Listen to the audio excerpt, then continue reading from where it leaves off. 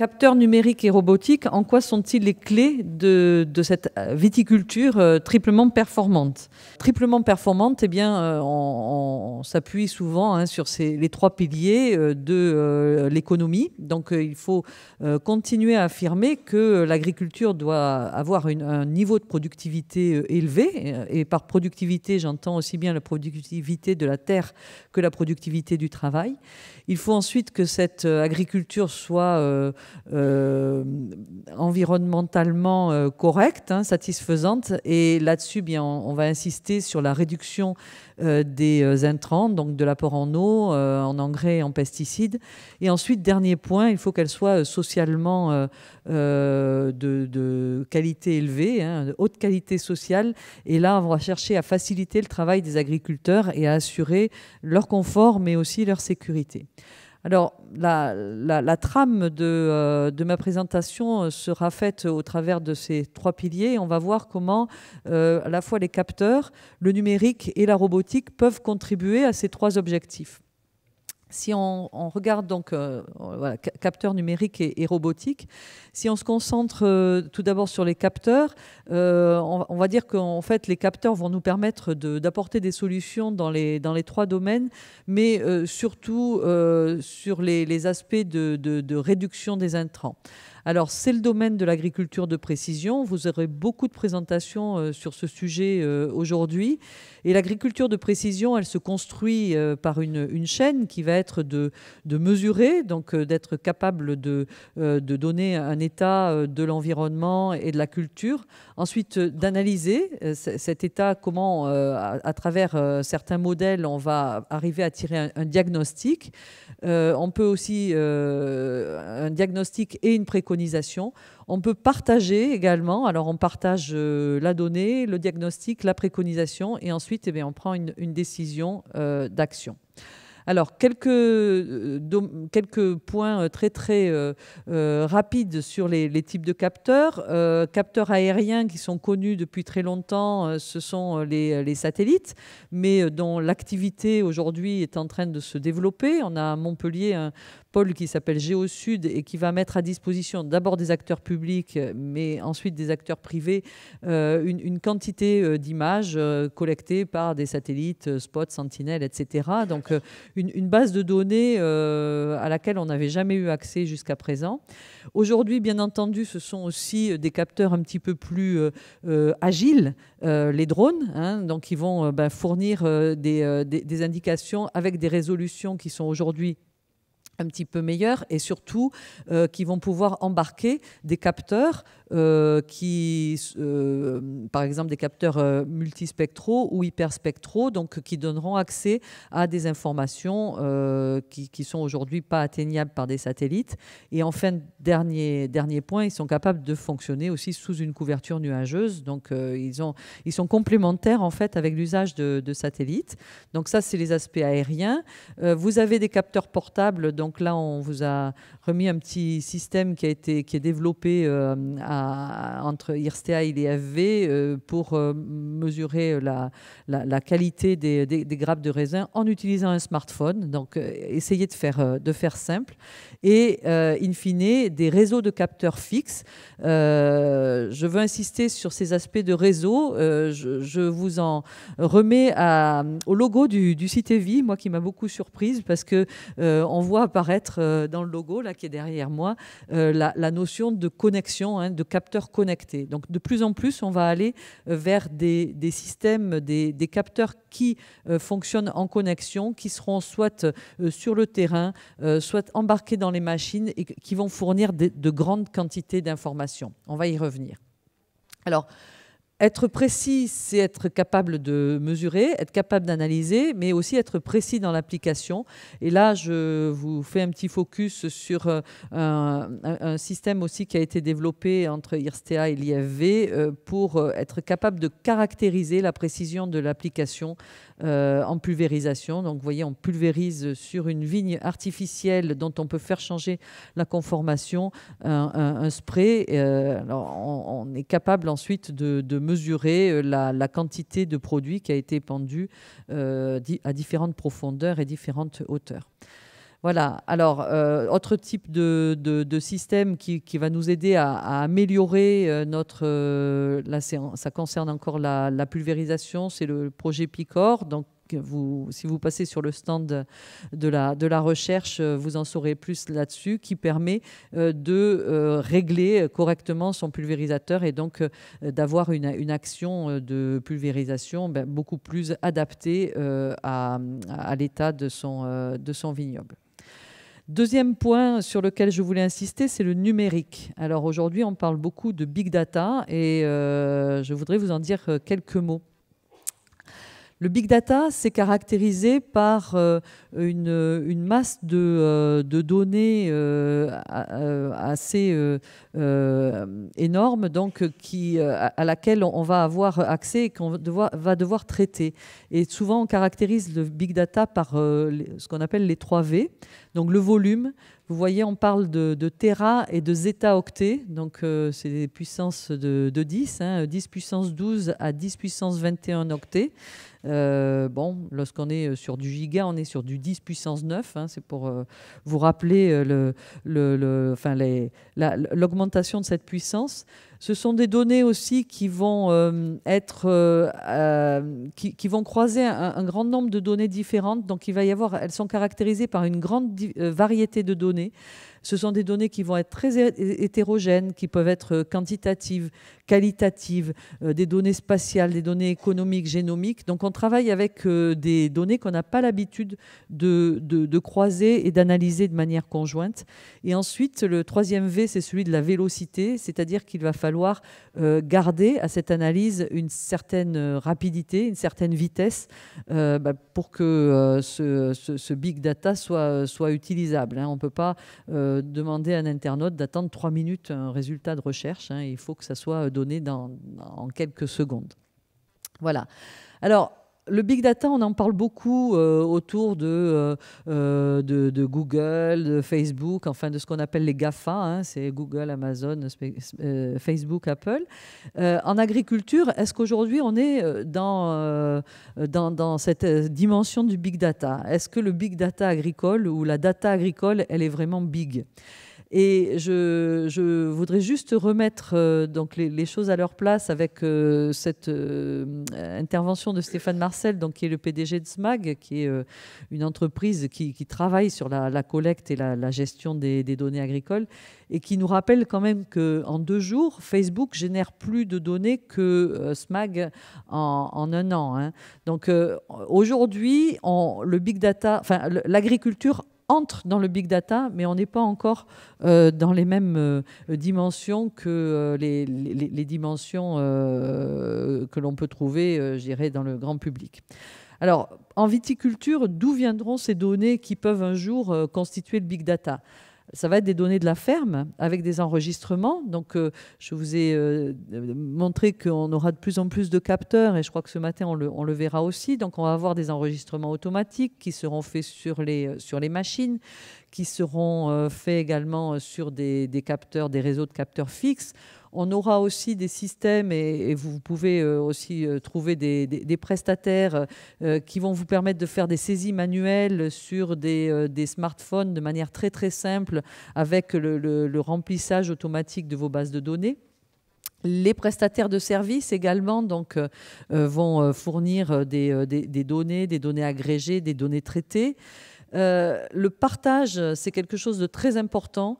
La donnée, elle se partage. En fait, elle acquiert de la valeur quand il y en a beaucoup. Une donnée dans un coin, c'est rien. Une donnée partagée, elle commence à acquérir de la valeur. Il y a aujourd'hui des questions qui se posent sur la valeur des données. La valeur des données, elle est créée par le fait que la donnée est nombreuse, donc elle est partagée. Et notamment au niveau des coopératives, mais au-delà, il faut songer à cette dimension du partage de la donnée. On ne s'appauvrit pas en partageant la donnée. Et enfin, des données des centres de recherche. Je vous ai parlé du pôle Géosud et du projet Géosud du pôle TEIA, données sur l'environnement et, in fine, des données économiques ou génomiques. Alors, ce big data, il est en train d'arriver, de se créer, de se constituer, même si on est encore loin de ce qui existe ailleurs. La question à se poser, c'est qui profitera de ça ? hein. Il y a des gens qui vont créer des données, et puis derrière, il y a des gens qui peuvent en profiter. Alors là, il faut être assez vigilant. On a recherché des modes en fait de gouvernance de ces données. Aujourd'hui, les acteurs qui se positionnent le plus fortement, ce sont les acteurs de l'agrofourniture, comme par exemple Monsanto, ça ne concerne pas trop la vigne, mais bon. Donc Monsanto ou John Deere, de l'agrofourniture de type agroéquipement. Et on a recherché donc des informations sur qui capte la valeur ajoutée en fonction du type de gouvernance. Si la gouvernance est faite par les multinationales, eh bien, vous voyez ici que la valeur ajoutée est surtout captée par ces multinationales qui vont posséder la donnée. Les agriculteurs, ils vont en avoir un petit peu, mais pas beaucoup. Hein. Ils vont en avoir un petit peu, sinon ils n'achèteront pas le service. Voilà. Alors, Monsanto prévoit de faire un chiffre d'affaires de 20 à 25 milliards de dollars par an sur la vente de services générés à partir de ces données. Ce schéma-là n'est pas une fatalité, ce n'est pas inéluctable. Vous avez un autre schéma qui existe en Europe, qui est que la gouvernance des données soit partagée avec les agriculteurs. Ce sont les agriculteurs qui produisent de la donnée et ce sont eux qui vont garder la propriété de cette donnée, mais la mettre, créer un pool de données, une masse de données qui, comme je le disais tout à l'heure, va lui fournir sa valeur. Et dans ce cas-là, eh bien, la valeur ajoutée, elle est beaucoup mieux répartie et vous voyez, elle est répartie à la fois sur les distributeurs et sur les agriculteurs. Et nous, on souhaite, en fait, et dans Agriculture Innovation, un des projets qui est proposé, c'est un projet dans lequel on va constituer un portail de données. Donc, on souhaite créer ou favoriser la création d'un portail de données à vocation agricole qui soit gouverné par la profession agricole et pas par les fournisseurs en fait, de l'agriculture. Alors pourquoi ? Bon, je vous l'ai dit, la raison principale, c'est la meilleure répartition de la valeur ajoutée. On pense que ce portail, ça va être une source de données pour favoriser l'open innovation, c'est-à-dire que dans un seul guichet, bien les sociétés qui veulent proposer des services nouveaux pourront aller chercher des données, les croiser, et puis en faire des services. Ça peut être des services de type référentiel, par exemple sur telle région, quelles sont les moyennes, quels sont les écarts types pour tel et tel questionnement, ou ça peut être aussi pour créer des modèles à partir de ces données, puis des outils d'aide à la décision. Et ensuite, ce portail peut permettre aussi d'être une vitrine, de rendre visible ces OAD. Alors, il y a quand même des questions à se poser. À qui appartient la donnée ? Qui crée la valeur ? Comment partager la donnée, les informations. Et derrière ça, nous, on voit aussi la mise en place en fait, de nouvelles solidarités autour de la donnée, voire de nouvelles organisations. On ne va pas forcément travailler demain de la même manière que ce qu'on travaille aujourd'hui. Donc voilà pour les données, ça c'est un des grands projets qui est présenté. L'autre grand projet, c'était de pousser en France la recherche et le développement pour structurer toute la chaîne à partir de la création de données jusqu'à l'utilisation de ces données. Donc structurer la recherche et développement sur l'agriculture numérique, notamment en créant un centre interdisciplinaire de recherche autour de cette question. Dernier point, c'est la robotique. Et la robotique, eh bien, elle va de la même manière avoir une influence sur ces trois piliers, mais surtout, on pense sur l'amélioration de la productivité et le fait qu'elle va faciliter le travail avec les agriculteurs. Alors, les enjeux, c'est quoi pour la robotique ? Eh bien, c'est d'accroître la production. On cherche à avoir au moins les mêmes niveaux de production, mais en étant meilleur par rapport à l'environnement et en préservant la santé et la sécurité des opérateurs. Et donc, il y a cette logique d'économie de main-d'œuvre qu'on affiche, et qu'on revendique, sachant que dans de nombreux domaines, et particulièrement en viticulture, la main-d'œuvre, lorsque la vendange est manuelle, pose de vraies questions. L'agriculture, c'est le deuxième marché de la robotique de services professionnels. Ça, c'est l'Institut, c'est un institut international de la robotique qui le dit. Et vous avez différents types de robots. Donc aujourd'hui, il existe des robots déjà en agriculture. C'est très développé en élevage, par exemple. Une installation sur deux des robots de traite, une installation sur deux de salles de traite, c'est un robot de traite. L'assistance à l'opérateur, donc c'est de la robotique qui va être intégrée, embedded. On va développer des systèmes, par exemple, vous le verrez sur la diapo suivante, qui évitent les renversements. L'assistance à l'opérateur, c'est aussi de développer des robots suiveurs qui vont permettre de porter des outils ou de porter les produits récoltés. Et le nec plus ultra, donc le pas d'après, c'est d'avoir des robots qui soient complètement autonomes et qui travaillent seuls ou en essaim, donc de remplacer les grosses machines par des troupeaux ou par des essaims de petites machines. Et là-dessus, il faut qu'on fasse des progrès en capacité d'autonomie.